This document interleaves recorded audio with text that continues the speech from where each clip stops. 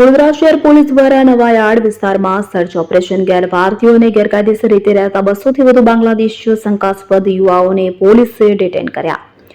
જમ્મુ કાશ્મીરના પહેલગામમાં ગત તારીખ 22 એપ્રિલના રોજ થયેલા આતંકવાદી હુમલામાં 27 ભારતીયોએ જીવ ગુમાવ્યો હતો. આ ઘટના બાદ ભારત સરકાર એક્શનમાં આવી હતી.